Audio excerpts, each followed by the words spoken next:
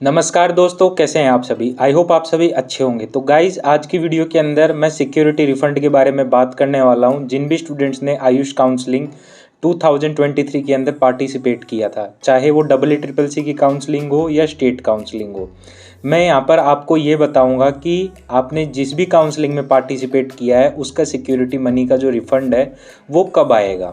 तो यहाँ पर हम सबसे पहले बात करेंगे कि सिक्योरिटी रिफ़ंड जो है वो कब आएगा और किन किन स्टूडेंट्स को सिक्योरिटी जो रिफ़ंड है वो मिलेगा और किन किन स्टूडेंट्स का जो सिक्योरिटी मनी है वो फॉरफिट कर लिया जाएगा। फॉरफिट करने का मतलब होता है जब्त कर लेना। मैं आपको रूल्स एंड रेगुलेशंस भी बताऊंगा और साथ साथ में मैं आपको ये भी बताऊंगा कि कब आपका सिक्योरिटी अमाउंट जो है उसका रिफ़ंड आने वाला है। तो सबसे पहले मैं यहाँ पर बात करूँगा EEEC की। तो जो EEEC के ऊपर अगर आप वेबसाइट के ऊपर आओगे तो यहाँ पर आपको इन्फॉर्मेशन बुलेटिन के अंदर आपको कुछ रूल्स एंड रेगुलेशंस के रिगार्डिंग भाई किन को सिक्योरिटी मनी मिलेगा, किन को सिक्योरिटी मनी नहीं मिलेगा, इसके रिगार्डिंग एक इम्पोर्टेंट नोटिस यहाँ पर दिया हुआ है। तो यहाँ पर आप देख सकते हो, यहाँ पर एक एक राउंड का यहाँ पर बताया हुआ है। राउंड 1, राउंड 2, राउंड 3, फिर फाइनल स्टे वैकेंसी राउंड, इन सारे राउंड्स का यहाँ पर बताया हुआ है। अब यहाँ पर देखो साफ साफ बात करी गई है सबसे पहले राउंड 1 के बारे में। तो यहाँ पर ये कहा गया है कि राउंड 1 के अंदर आपको फ्री एग्जिट मिलता है। फ्री एग्जिट का मतलब होता है अगर आप कॉलेज ज्वाइन करने के बाद में अगर छोड़ भी देते हो तब भी आपका जो सिक्योरिटी मनी होता है वो फॉरफिट नहीं करा जाता है। तो आप यहाँ पर देख सकते हो जॉइंड या नॉट जॉइंड, इसके अंदर क्या होगा, आपका जो सिक्योरिटी अमाउंट है वो फॉरफिट नहीं करा जाएगा, यानी आपको सिक्योरिटी मनी जो है वो आपको वापस से मिल जाएगा। फिर उसके बाद में यहाँ पर देखो ये भी कहा गया है कि ऐसे स्टूडेंट्स आगे की काउंसलिंग के लिए भी एलिजिबल रहते हैं। फिर आप राउंड 2 को देखोगे तो राउंड 2 के अंदर ये था कि फ्री एग्जिट आपको तभी है अगर आप कॉलेज ज्वाइन नहीं करते हो। जैसे कि अलॉटमेंट आने के बाद में अगर आप कॉलेज ज्वाइन नहीं करते हो तो आपको फ्री एग्जिट है, अगर आप कॉलेज ज्वाइन कर लेते हो तो आपको फ्री एग्जिट नहीं है। तो ये चीज़ भी आपको समझ में आ गई। फिर देखो राउंड 3 जो है उसके अंदर ये कहा गया है कि यहाँ पर आपको किसी भी प्रकार का फ्री एग्जिट नहीं मिलता है, चाहे से आपको अलॉटमेंट हो गया हो या आप कॉलेज ज्वाइन नहीं करते हो, दोनों ही केसेस में आपका जो सिक्योरिटी मनी होगा वो फॉरफिट कर लिया जाएगा। और फाइनल स्टे वैकेंसी राउंड के अंदर भी यही है और स्पेशल स्टे वैकेंसी राउंड हुआ था उसके अंदर भी यही रूल था। अलॉटमेंट होने के बाद में या कॉलेज में ज्वाइन होने के बाद में अगर आप किसी भी केस में अगर आप कॉलेज को छोड़ते हो तो आपका जो सिक्योरिटी मनी है मॉपअप राउंड के अंदर और फाइनल स्टे वैकेंसी राउंड या स्पेशल स्टे वैकेंसी राउंड के अंदर आपका फॉरफिट कर लिया जाएगा। इस साल भी EEEC के 5 राउंड हुए थे, तो मैं EEEC का आपको सिनेरियो बता ही दिया।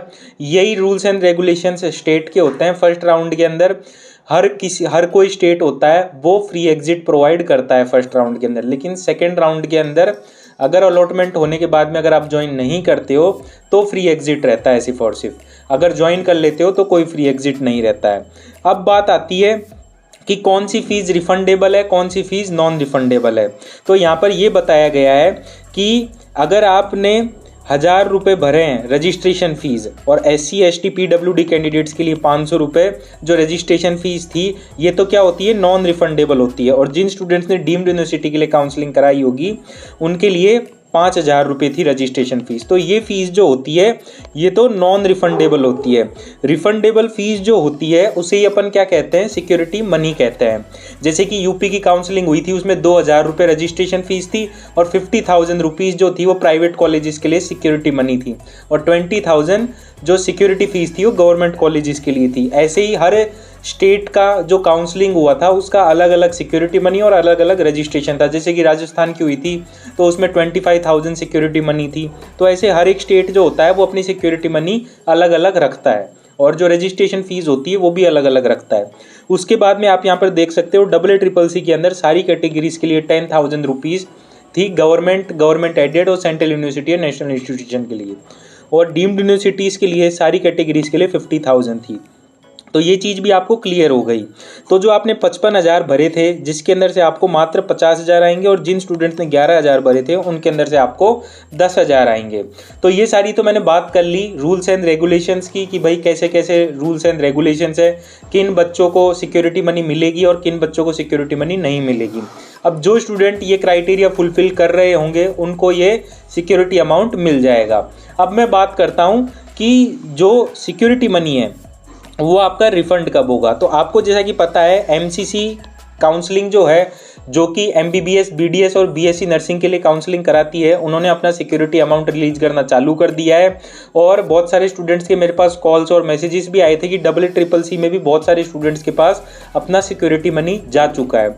और इसका जो ऑफिशियल नोटिस है वो जल्दी ही 1-2 दिनों के अंदर आ जाएगा सिक्योरिटी अमाउंट को लेकर। लेकिन ये है जनवरी के लास्ट वीक में या फेब के फर्स्ट वीक में सभी स्टूडेंट्स को EEEC की तरफ से जो सिक्योरिटी अमाउंट है वो मिल जाएगा। और अगर मैं स्टेट काउंसलिंग की बात करूं तो स्टेट काउंसलिंग के अंदर अभी भी मार्च या अप्रैल तक आपका जो सिक्योरिटी अमाउंट है वो आएगा, क्योंकि स्टेट काउंसलिंग जो होती है वो EEEC की काउंसलिंग का जो सिक्योरिटी अमाउंट होता है उसका रिफंड होने के बाद में जो स्टेट काउंसलिंग्स होती है वो अपना रिफंड स्टार्ट करती है।